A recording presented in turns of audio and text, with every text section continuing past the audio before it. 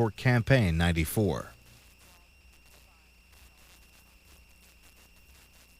Next, from Albany, Georgia, a debate between the candidates running for governor in that state. Incumbent Democrat Zell Miller, who is finishing his first four-year term, is running against Republican businessman Guy Millner. This debate was sponsored by WALB in Albany.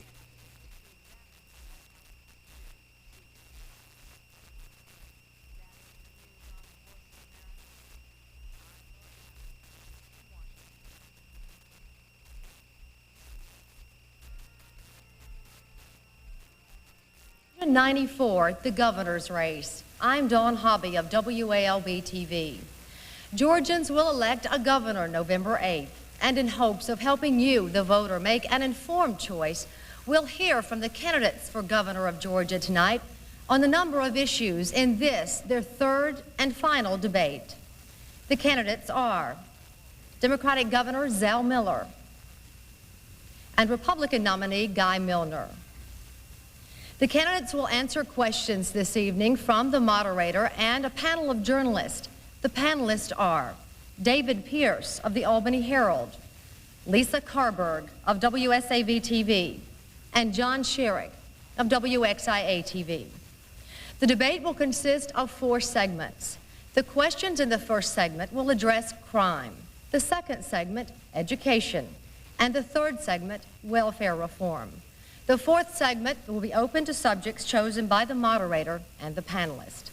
The panelists will alternately ask questions to the candidates. The candidate to whom the question is asked will have 1 minute for response. His opponent will have 30 seconds for rebuttal. At the conclusion of the fourth segment, the candidates will have 2 minutes each for closing statements. As decided by a coin toss earlier this evening, Mr. Millner has chosen to deliver his closing statement last. In that same coin toss, Mr. Millner will field the first question. Mr. Millner, since 1985, murder among Georgia teenagers has jumped 154%. Here in Albany, we've had 3 murders in the last 2 months in which juveniles have been charged. What can you do to take guns out of the hands of our children and stop this crime? Well, it's a key issue around the state. I believe youth at risk is one of the issues that we have not been properly dealing with in terms of this campaign.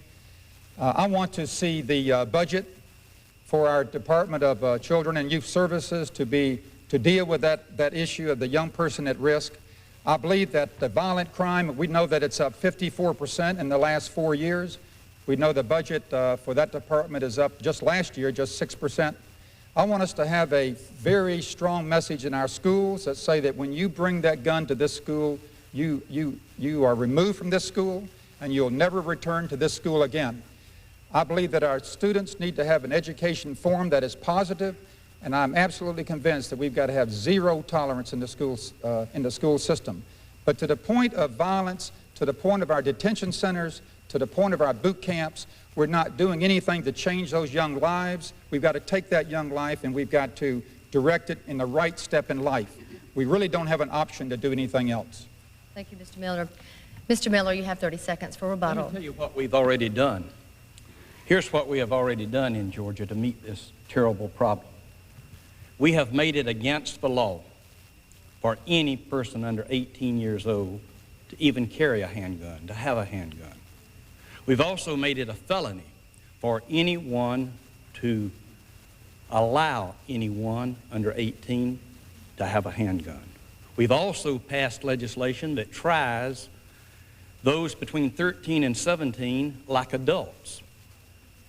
Put them in the Superior Court, not in the juvenile court.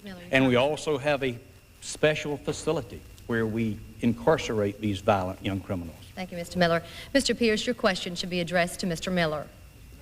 Crime continues to be a major problem. In Albany, we've had 20 homicides this year, including one just this morning, and recently another in which a 7th grade student athlete was the victim of a gang feud. Last year, we surveyed people in southwest Georgia and found that crime ranked evenly with the state of the economy, education, and welfare as the top concerns. Your crime package includes a 2-strikes law. What's wrong with a 1-strike law? And what problems do you have with Mr. Millner's proposal for the eventual elimination of the parole board? For the eventual elimination of the parole board, he says now that it will not be eliminated until his last year in office, and that he wants to have a mercy commission. But let me answer your question. What we have done is we have picked the most heinous violent crimes there are. And we've said that for those violent crimes like kidnapping and armed robbery and rape, that whatever the judge gives, you will serve every day of it without parole. And if you are convicted of a second violent crime, you are put away for life. You never get out. It is the toughest law in the United States as far as violent criminals are concerned. Some states have had 3 strikes and you're out. I think there are 2 that have that. In Georgia, we will have 2 strikes and you're out. It's the toughest law that there is in the country. And I would hope that the people of this state, whether they vote for Guy Millner or Zell Millner, will vote for Amendment number 2. Thank you, Mr. Miller. Mr. Millner, your rebuttal. First place, we have a governor who's running tough on crime in 1994. He stands here and he talks about 2 strikes. He talks about how tough he is. This year, 9,000 criminals have been coming out of our prison system serving 35% of their time. This year, while you're going to the polls, I'd like 1 strike and you serve all of your time. That's why I want to eliminate the pardon and parole board. I want us to go to truth in sentencing. Let's be straight up with the criminal. Let's be straight up with the victim and the victim's family. And let's be straight up with the community. I've had enough of the parole board letting people out early. Thank you, Mr. Millner. Ms. Carberg, your question should be addressed to Mr. Millner. Mr. Millner, the issue of pardons and paroles has received a lot of attention in the Savannah area lately. On August 29th, we had 2 women brutally murdered in a residential neighborhood by a man who was out on parole at the time. Our police chief, David Gellantly, feels that officers need more notice when a criminal is being released into the community. The 72-hour by mail notice is not adequate. He'd like to see 30 days advance notice, and he'd also like police to have the chance to testify before the board, as do families and police officers in other states. Do you think these requests are reasonable to help fight crime at local levels? The Savannah police chief, your police chief, said a month and a half ago that the state is fooling the public in terms of the sentence that they're given in the court system, the person coming into prison and coming out. I'm absolutely convinced. You talk to law enforcement people, they say if they get 5 years, they ought to serve 5 years. If they get 10 years, they ought to serve 10 years. Let's go straight up with the folks. Let's be honest. I know it's not typical of politicians, but let's say this is the sentence and this is what you're going to serve. And to his proposals, I would very much be supportive of those, yes. Mr. Miller? I'm supportive of that proposal, and I have said so in the past, but keep in mind that Zell Millner has opened more prison beds than any Georgia governor in history. More than 12,000 criminals are in prison right now, more than there was when I became governor. That's 12,000 fewer criminals out there on the streets. And I want to keep them there for a long time, and I don't want to let nonviolent criminals out. Mr. Millner has suggested and proposed that we let the nonviolent criminal out, that we let the forgers and the crackheads and the con men out. Thank you, Mr. Miller. To make room for the violent criminals. I'm against that. I think we can have room for the violent criminals and that. Thank you. Mr. Sherrick, your question should be addressed to Mr. Miller. Governor Miller, let's stipulate, as you have said, that the state is building more prisons and the state is taking in more prisoners than it releases. But whenever a paroled criminal returns to crime, and we know that is still happening, wouldn't you acknowledge that when that happens, the governor's appointees on the Pardons and Paroles Board must assume some responsibility for bad judgment? In short, isn't the system of granting paroles on merit, not just for prison release, isn't the system, as we have it, flawed? We're continuing to improve the system. That's why we're going to pass 2 strikes and you're out and have the toughest crime law in the United States. That's why we've built more boot camps than any state in the United States. That's why we've got more criminals locked up in Georgia than ever before. And they're serving longer sentences than they ever have before. Mr. Millner. His corrections department will tell you 41,000 have been released by Zell Miller's Pardon and Parole Board since 1990, serving a third of their time. That's a hard fact.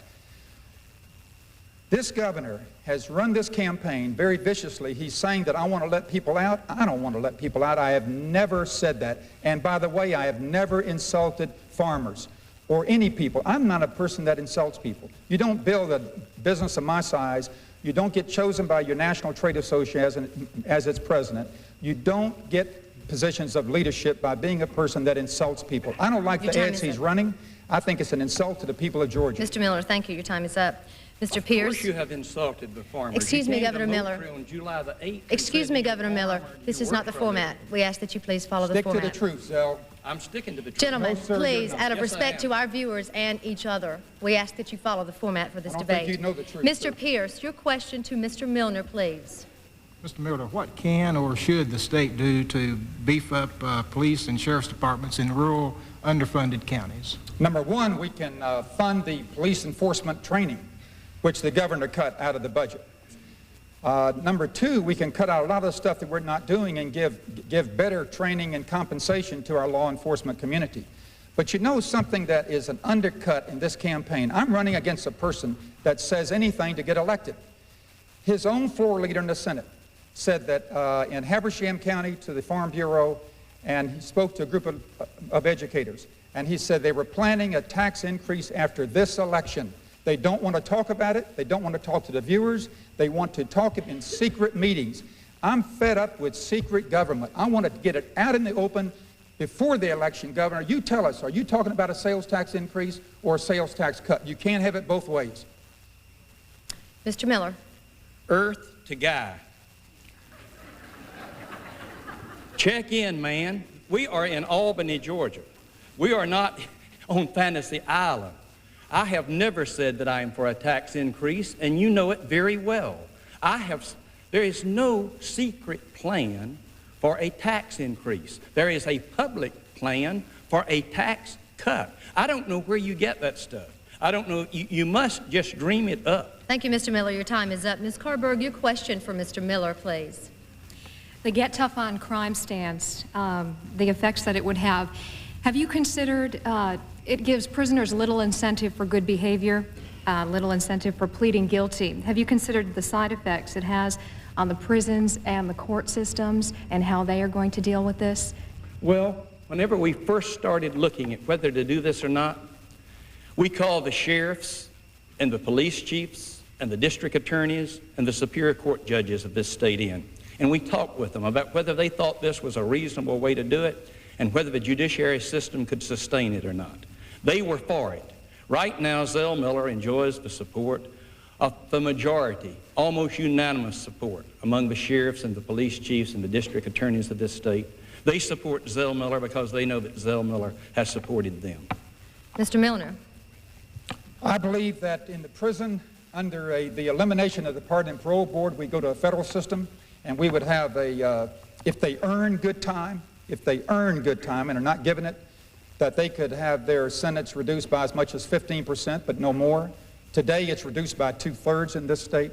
But I'll tell you, it was the Farm Bureau meeting, sir, and it was Senator Middleton. And he said that you and he were preparing to draft legislation for a 1-cent sales tax increase after this election. Has that meeting taken place is what I'm asking. Of course it hasn't. Mr. Miller, your time is up, and Mr. Miller. You know that it hasn't, guys. Please follow the format. Mr. Forrest Shearing, Gump your would know better question than for that. Mr. Millner. Mr. Millner, excuse me, Governor Miller has been an advocate of tougher anti-drunken driving laws. He has been trying to get a law passed that would suspend the licenses of all first-time DUI suspects automatically, on the spot, right there at the time of arrest. He has been unable to get that passed the way he wants it in the legislature. If a Democrat governor with legislative experience can't get a law passed that is that controversial, what makes you, a Republican and a novice, think you could do any better? And do you advocate first-time license suspension automatically of DUI suspects? Yes, I would advocate first-time suspension, but to the point of a Republican working with a Democratic General Assembly, number one, we'll have 100 Republicans, those that switch parties, as well as those that get elected in the General Assembly come January. Number two, the governor has a tremendous amount of influence and power in this state. With a line-item veto, you influence an awful lot of legislation. Number three, I believe we have some good, solid Democrat legislators in that General Assembly. I think they want what is in the best interest of this state. And if that's what they want, then Guy Millner will work with them. If they're interested in special interest groups, then they're not going to find a friend with me. I'm going to deal with the best interest of the citizens of this state. Mr. Miller. We're going to continue to push that. We've pushed some strong DUI legislation since I've been governor, a tougher law each and every year, and we're going to come back until we get a nolo contendere plea done away with until we get mandatory jail sentence for those first offenders. But I find it mighty strange for Guy Millner to criticize the criminal justice system when he made $66,000 off of the Pardons and Parole Board that he now says he wants to eliminate, and another $3.7 million off the Department of Corrections that he's now saying how he wants to improve. Mr. Miller, your time is up. Thank you. We're going to take a break right now. We'll be back in just a moment with Decision 94, the governor's race.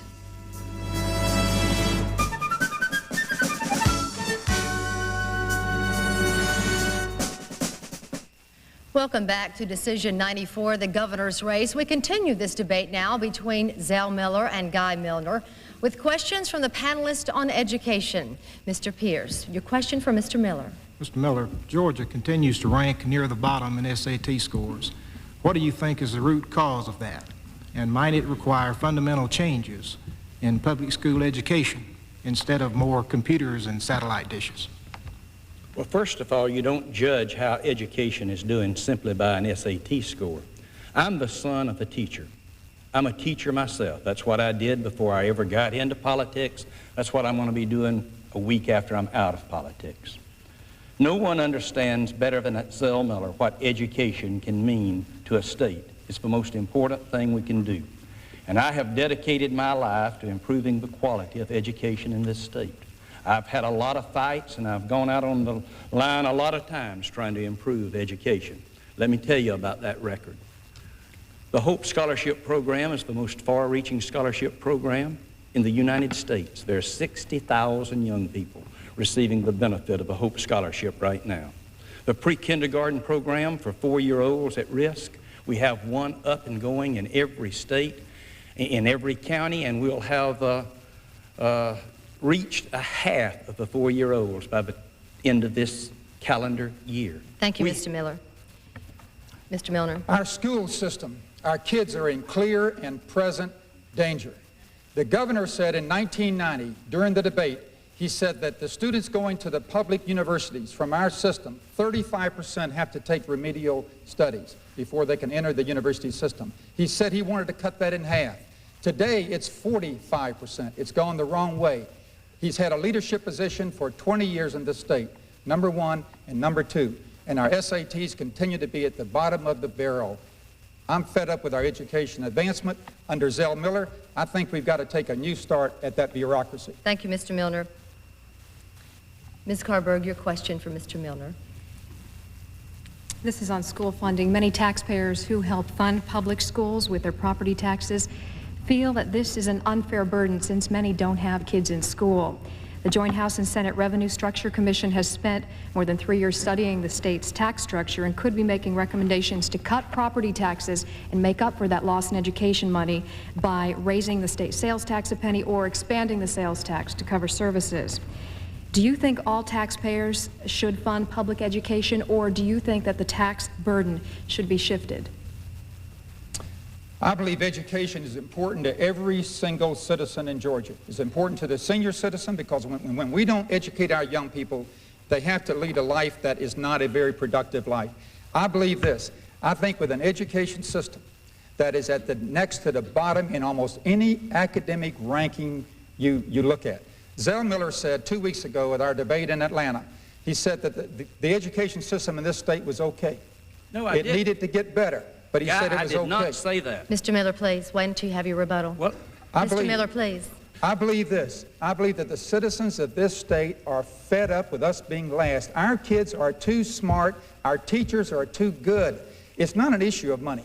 It's an issue of getting the job done. It's a management challenge. That's where we're failing, and that's why I want to tackle that bureaucracy. I believe the voters are fed up with where we stand in education. Should fund education. Do you think the tax burden should be shared by everyone, or do you think it should be with the sales tax instead of property tax? You see, politicians, in fact, you're almost caught into the same trap. We always think taxes are the answer. Taxes, we're spending twice what we're spending on education than we were spending 12 years ago. Twice. It's not taxes. No, I would not be in favor of more taxes. He's got plans for it, but I am not in favor of more taxes. I want to take that 50 cents that's in the overhead that is in the bureaucracy in that school system. I want to eliminate that bureaucracy. I want to get that money to the classroom and those kids. Thank you, Mr. Miller. Mr. Miller, we'll give you 1 minute for rebuttal. This man will say or do anything to be elected.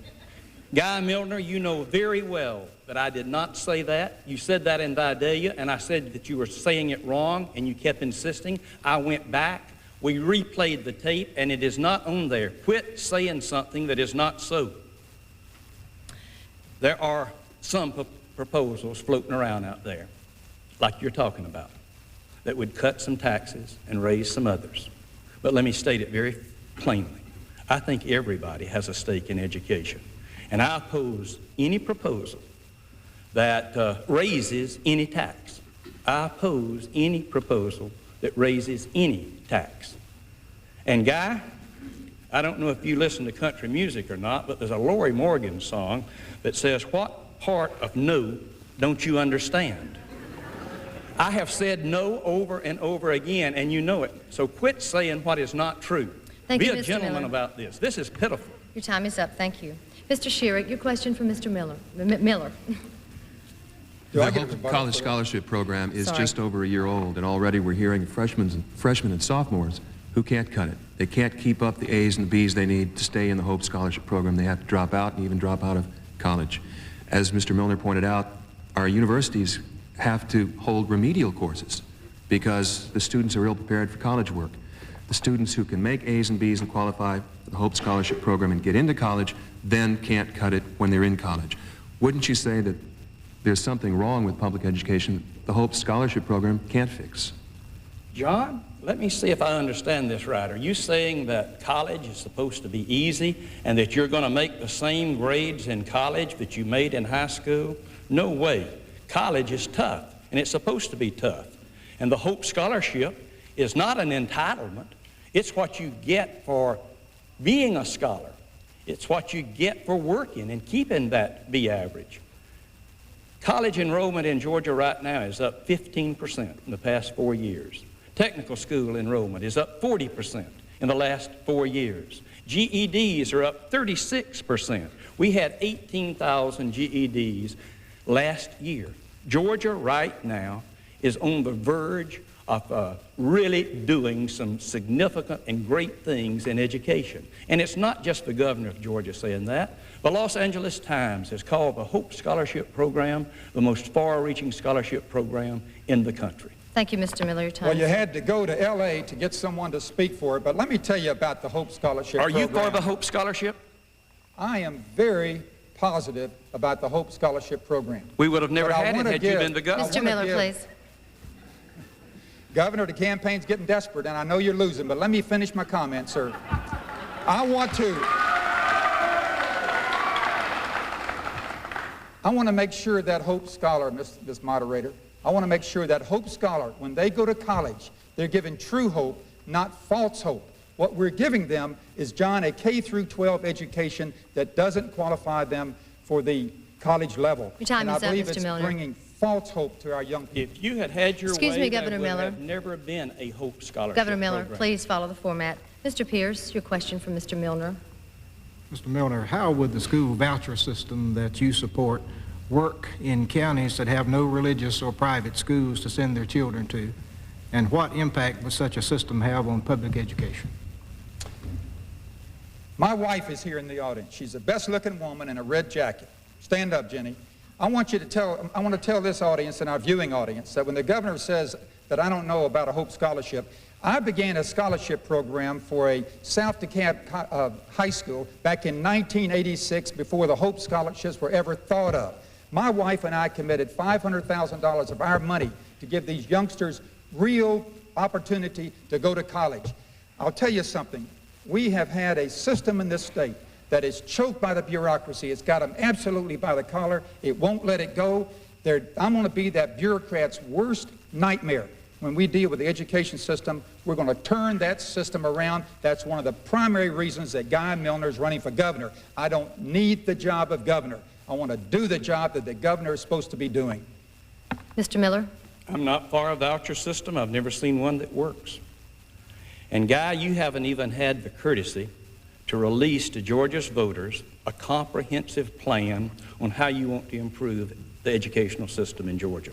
I have publicly released both my educational accomplishments and at least 10 concrete proposals for making it better.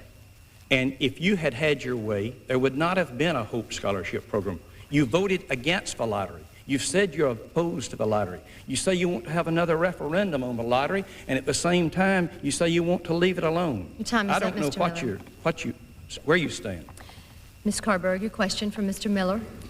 Mr. Miller, lottery money has given Georgia students a lot of additional opportunities. However, the lottery is still very new in Georgia. Down the road, should interest wane in the lottery and the funds that go along with it, what would happen to the new programs? Would programs that were in effect before the lottery be touched to keep the lottery programs going? Georgia did a very smart thing. We made sure that we did not put the lottery money into the general fund like Florida did and like Guy has said that he wants to do. We have 3 specific programs: pre-kindergarten for 4-year-olds at risk, the Hope Scholarship Program, and the computers and technology into the classroom.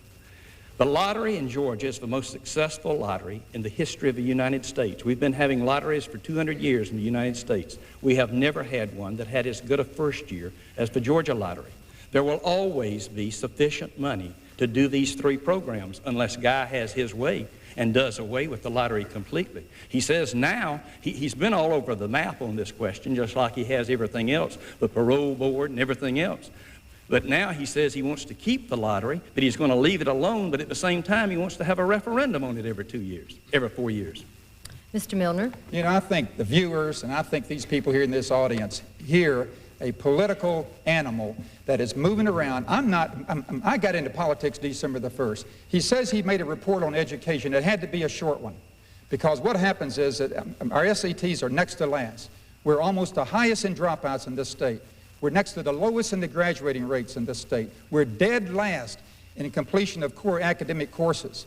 What I want to do with the education system, I want to have local control. I want to have choice or voucher in the school system. I want those teachers and those principals to be paid based upon performance. Your time is up, Mr. Millner. I want to get ownership into the school system. Thank you, Mr. Millner.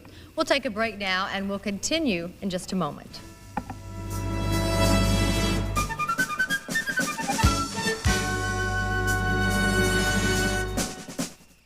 Welcome back to Decision 94, the governor's race. We continue this debate now between Guy Millner and Zell Miller. And our topic for this segment is welfare reform. First question is from Mr. Sherrick for Mr. Millner. Mr. Millner, this could be a yes or no question. Are you willing to push for state-subsidized daycare and to and from work transportation for no-income and low-income parents for a limited time, perhaps 6 months, a year, however you want to work out the program, because many times people who want to go to work can't at first afford to go to work because of the daycare and transportation? I like the Wisconsin plan on daycare for the poor. I think the person on welfare needs to have an opportunity to get out of the trap of welfare, if you will. But to welfare, Zell Miller and Bill Clinton have the same welfare plan. In fact, they've got a lot of the same plans. They've got these secret meetings to talk about taxes. They say one thing before they get elected, then once they get elected, they do something else. I want a welfare plan that gets that welfare person working from get-go. I want them, if they're receiving a welfare check, I want that person on welfare to be working. Work is good. I've worked since I was age 10, and I think it's one of the best things that you can do. And so I want to encourage, and we'll transition welfare people into work and through a voucher system, as they're doing in Wisconsin. I think that we can facilitate. In fact, in Wisconsin, it's up to 15,000 families that are now on the voucher plan for daycare for the poorer families. Thank you, Mr. Millner. Mr. Miller. We've moved 12,000 people off the welfare rolls since I've been governor onto the payrolls. And right now we're about to move another 32,000 people who are going to get off welfare and onto a payroll. But there's one person that I'd like to get off welfare, and he's right over there. His name is Guy Millner. He has made $1.3 million off the welfare system through his company. Guy, you're the welfare king. Mr. Pierce, your question for Mr. Miller. Mr. Miller, what basically is your message then to unwed, unemployed mothers who continue to bear children, and what's your message to deadbeat dads? Well, one of the things that we have done in Georgia, we're one of the nation's leaders when it comes to this. We have said that anyone who is a teenager and has an illegitimate child does not get to move into a separate apartment or a separate domicile, but they have to stay in the same home with their parent.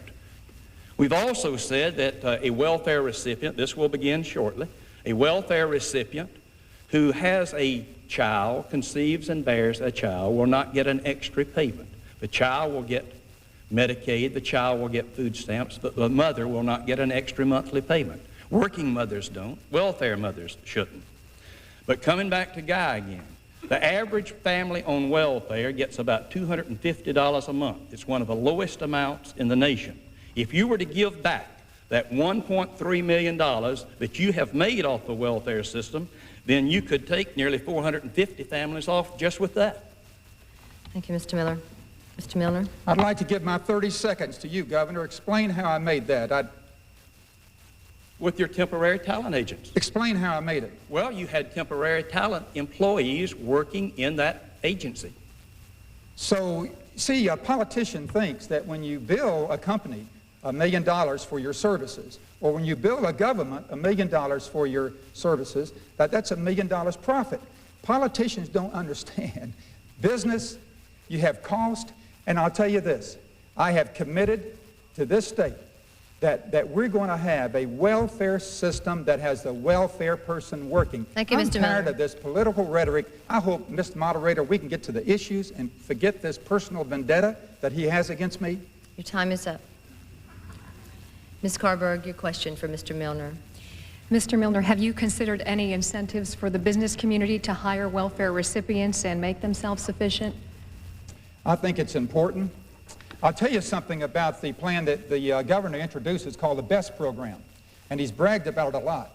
But it only includes, in this county, it would only include about 11% of your businesses, because 87% of the businesses in Dowdy County have less than 20 employees.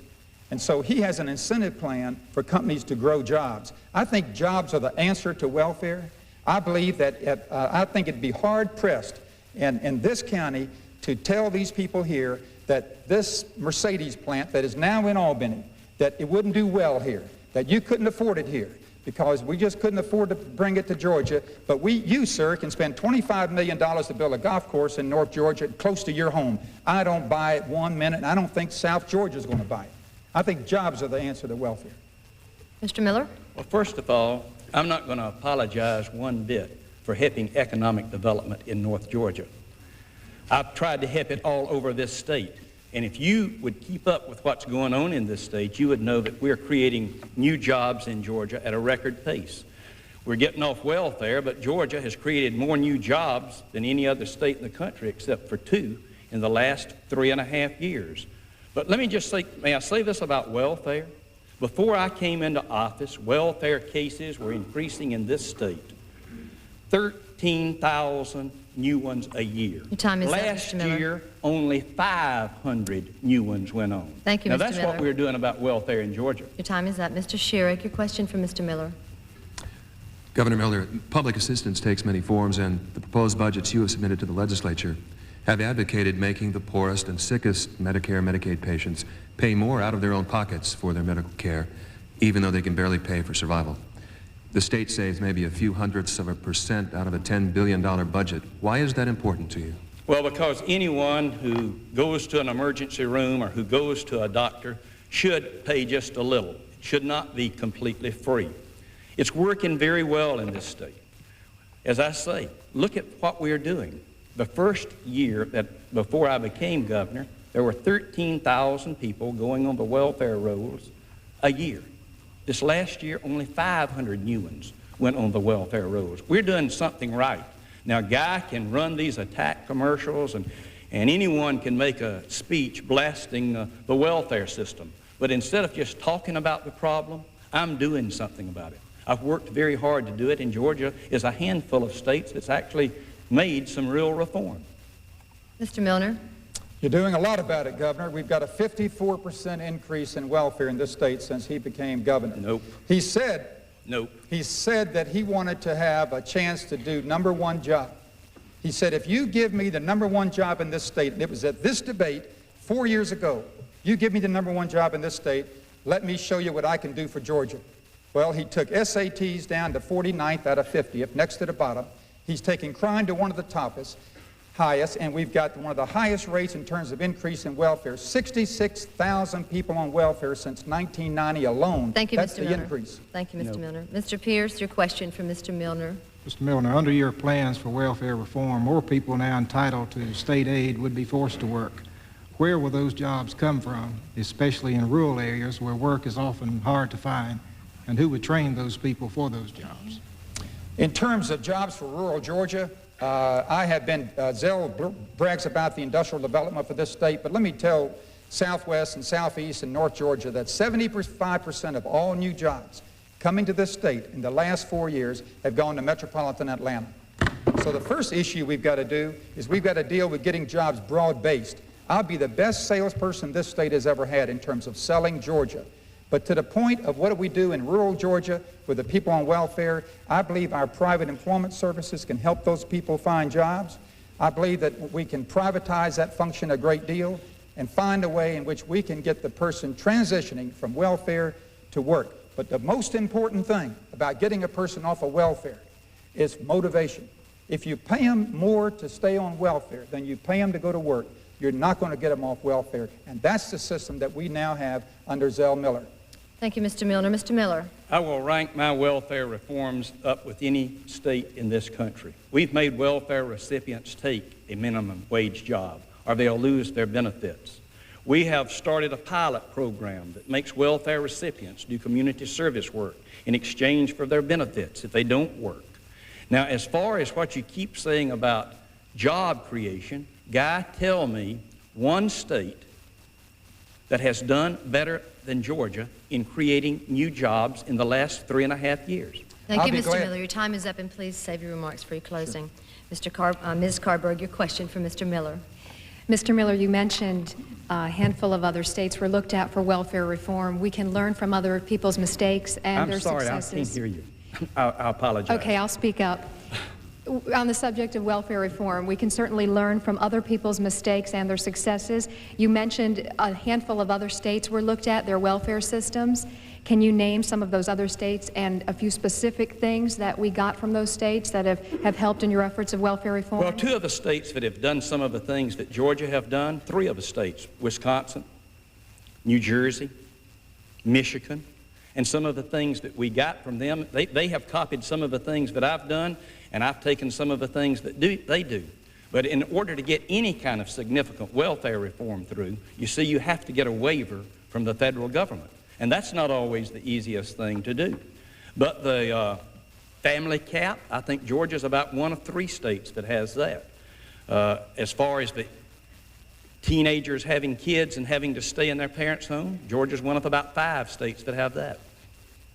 Thank you, Mr. Miller. Mr. Millner? I appreciate the reference to Michigan and Wisconsin. They both have Republican governors. And the Atlanta Constitution this past December said the welfare workfare program that has been proposed and was passed by Zell Miller excludes, these are their words, I'm not misstating it, excludes 87% of the people on welfare. Why not have a program that has real substance to it? Why not require every able-bodied person to work? That's what I want to do. Thank you, Mr. Millner. Mr. Sherry, your question for Mr. Millner.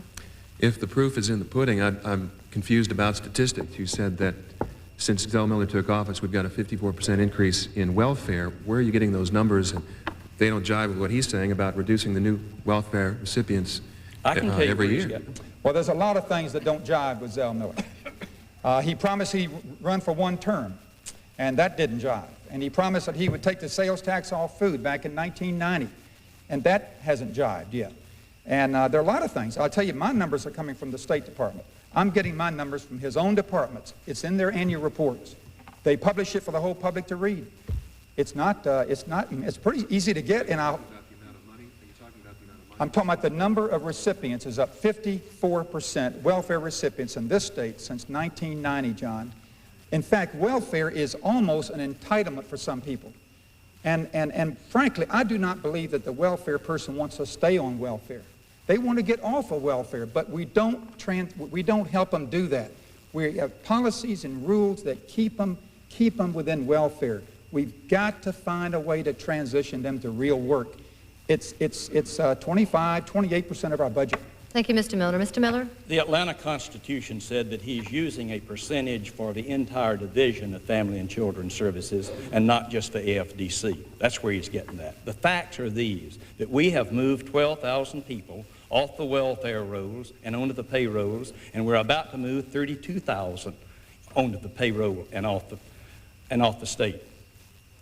The fact is that there were 13,000 people, new people going on to welfare the year before I became governor, and there are only 500 my last year as governor. Thank you, Mr. Miller. You don't call that progress? Thank you, Mr. Miller. We're going to take a break now, and Decision 94, the governor's race, will continue in just a moment.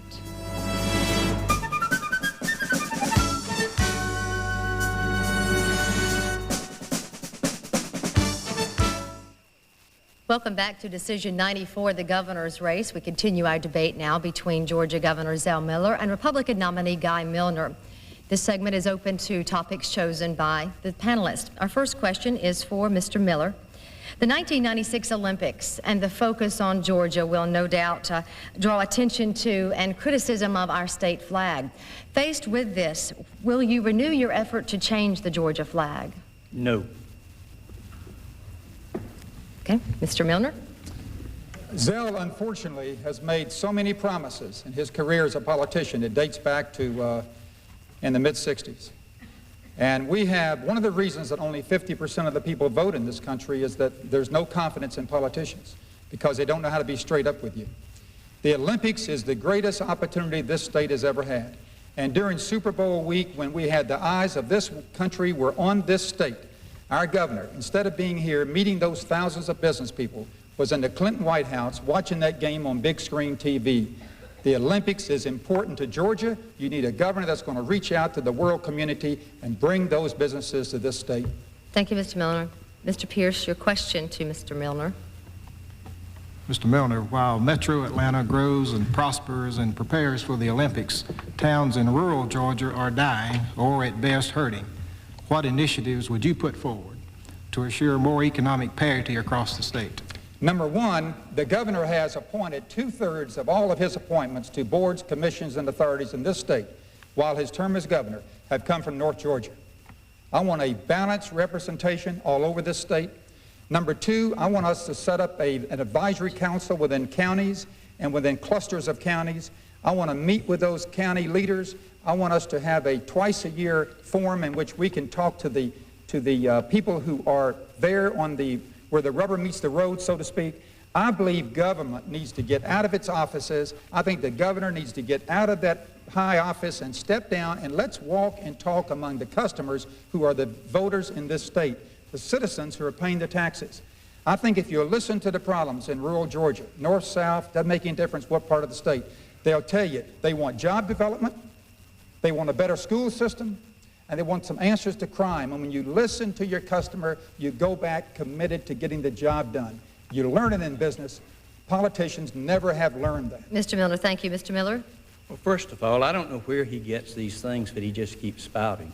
The Governor's Development Council that worked out the BEST program and works in economic development, of the 7 members who are on that from the private sector, 2 are from right here in southwest Georgia, 1 from Moultrie and 1 from Thomasville.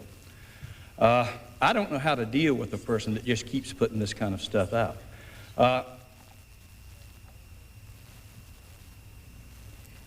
I'm the guy who helped bring the Super Bowl to Georgia, Guy. I'm the guy that had all of the National Football League owners out to the mansion for a dinner. I hosted it. Your time is up, Some Mr. way or Miller. other, you think you go to a skybox and network and Mr. drink Miller. cocktails, and that's the way you recruit industry. Thank you, That's Mr. not the Miller. way you do it. Your time is up. Thank you, both candidates and the panelists. That concludes the question and answer segments for this evening. It's now time for the closing statements by our panelists. As determined by the coin toss earlier this evening, Mr. Miller will make his closing statement first. Each closing statement should last 2 minutes. We've talked a lot about different things here tonight. We've talked about new ideas and new programs. But unless we have old values to go with those new programs and that new technology, they're not going to do a bit good. You know, when you stop to think about it, something has happened. As parents, we've sometimes been so eager to give our children what we didn't have that we fail to give them what we did have, like values. I grew up without many material resources, but I had a mother who used to say to us, if you cheat in school, you're just cheating yourself. She taught us honesty. And she used to drill into me that if you damage other people's property, I'm going to pay a penalty. She taught me citizenship. I can't remember when I didn't have a job to do at home. It might be getting in stove wood, or it might be helping dry the dishes with my sister at supper time, but it was a job that I was responsible for. She taught me a good work ethic. And she used to say that if you get a whipping in school, you're going to get another one when you get back home. She taught me discipline. Those are the things that I'm talking about. She would take the time to read to me and my sister. She was kind. She taught us kindness. Kindness and a work ethic and citizenship and honesty. Those are the values that we must continue to have. Those are the kinds of values I'm talking about. Georgia values. The values that inspired me and the values that still guide me in government. The values that we all share. And if you would like to join me in putting these values into practice, I would appreciate your vote very much. Mr. Millner. This is probably one of the most important nights in this election, because the viewers in this audience statewide and the people that have joined us here in Southwest Georgia are going to have to make a most important choice, I believe, that a voter can make. Who will be the governor of their state? And the choice this year is very, very clear. We've got a Bill Clinton-type politician who's been in office for a long, long time, and a business person who's never served in elected office and has resigned his job to take the skills that you learn in business and take it to the area of state government. The questions for Georgians are, who will be the best person to give leadership to this state? Who will be the best person to provide a business solution to some of our problems? Regarding education, I believe that our kids are too smart. I think our teachers are too bright to be at the bottom of most rankings in terms of academic standings. I want to pledge tonight that I'm going to work day and night to lift our education system from 49th out of 50th in SAT scores. We're going to be above the national average by 1999 under my watch. I'm convinced that we can do it. And on the issue of crime, I'm committed to having the criminals serve their full term. I want truth in sentencing. But to the point of prisons, prisons won't get the job done. We've got to deal with our young people at risk. We've got to deal with those young people who have taken the wrong walk. To fail in this is not one of our options. Regarding taxes, I want to cut our taxes $250 million, which is as much as Zell raised them in 1992.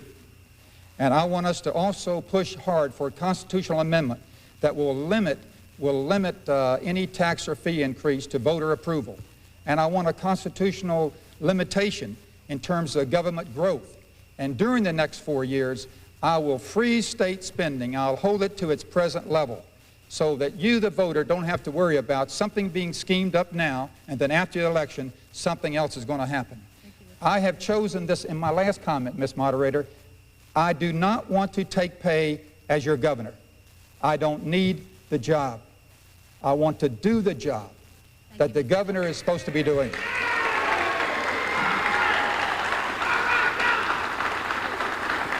I'd like to thank both of you candidates tonight for being here for this debate. I'd like to say a special thanks to our panelists, David Pierce of the Albany Herald, Lisa Carberg of WSAV-TV, and John Sherrick of WXIA-TV. The special thanks to our audience here at the Albany Municipal Auditorium. Thank you for taking an interest in the upcoming gubernatorial election. And a reminder to all the viewers, November 8th is Election Day here in Georgia. The gubernatorial race is on the ballot as well